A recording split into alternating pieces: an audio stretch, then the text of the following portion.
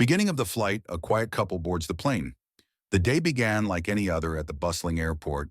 Travelers rushed to catch their flights while airline staff prepared for the journey ahead.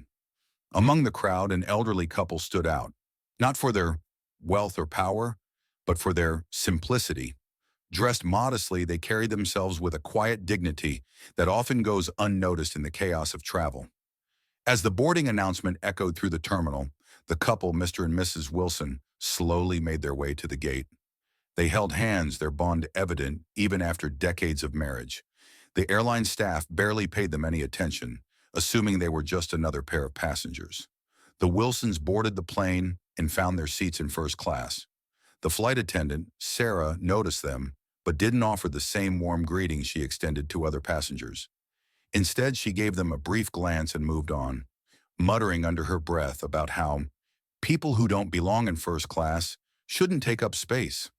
The couple ignored her dismissive attitude, choosing instead to focus on the excitement of their upcoming trip. This was a special journey for them, a celebration of their 50th wedding anniversary. Tension builds. The flight attendants disrespect. As the plane reached cruising altitude, Sarah began the first-class service.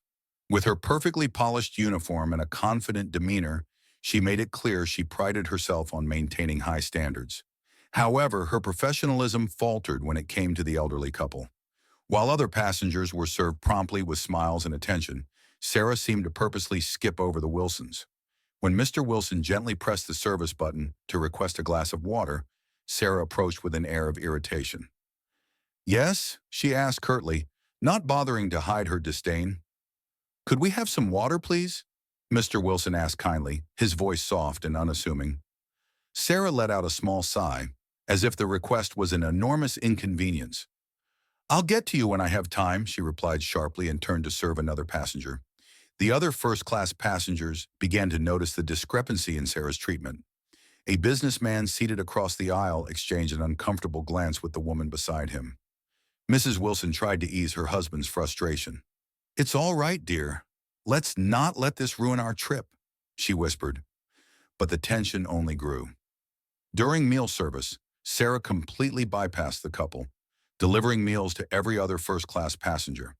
When Mr. Wilson politely reminded her of their presence, Sarah snapped, "I'll serve you if there's anything left."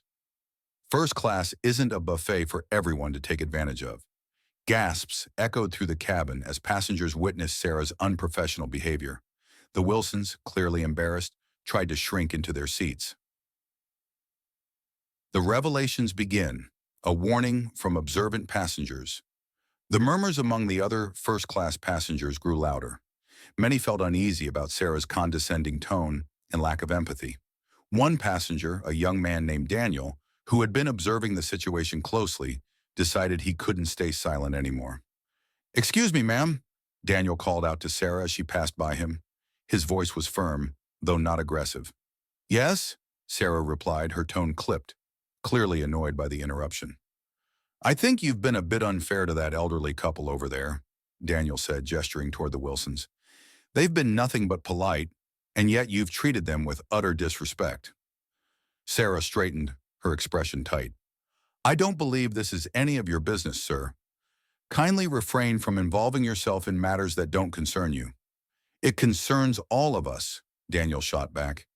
"This is first-class service, and that includes everyone, regardless of their age." Sarah glared at Daniel, but decided not to escalate the argument. She turned on her heel and returned to the galley, muttering under her breath. Meanwhile, the Wilsons remained quiet, clearly embarrassed by the attention. Mrs. Wilson leaned over to her husband and whispered, "Let's not make a fuss, dear. It's not worth it." But Daniel wasn't the only one taking notice. Several other passengers, including a woman dressed in an elegant business suit, discreetly filmed parts of the exchange on their phones. The atmosphere in the cabin had shifted, and an air of discomfort hung heavy.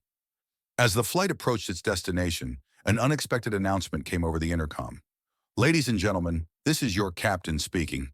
I'd like to take a moment to acknowledge two very special passengers aboard today. Mr. and Mrs. Wilson. Not only are they esteemed VIP shareholders of this airline, but their generous contributions have helped improve passenger experiences and employee training programs. We owe them a great deal of gratitude.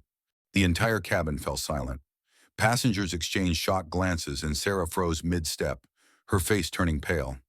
The elderly couple, who had remained humble and patient throughout the ordeal, looked at each other in quiet disbelief. Sarah, realizing the magnitude of her actions, hesitated before slowly walking back toward the Wilsons. Her demeanor had completely changed. Gone was the arrogance, replaced by shame and regret.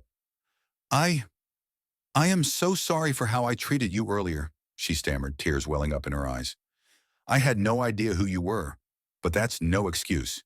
You didn't deserve to be treated that way. Mr. Wilson gave her a kind smile and said, Young lady, everyone deserves respect, not because of their status, but because it's the right thing to do. Mrs. Wilson added softly, We hope this will be a lesson for you, not just here, but in life. Treat others with kindness, no matter who they are. The other passengers applauded, moved by the Wilsons' grace and dignity. Sarah nodded, visibly emotional, and promised to do better. As the plane landed and passengers disembarked, Sarah watched as the Wilsons were warmly greeted by the airline's management team on the tarmac. She knew this experience had forever changed her perspective, not only on her job but on how she treated others. The story of this flight quickly went viral, with passengers sharing their first-hand accounts of the Wilsons' humility and Sarah's eventual realization. It became a reminder that true VIPs are not determined by wealth or power, but by their values, compassion, and the way they inspire others.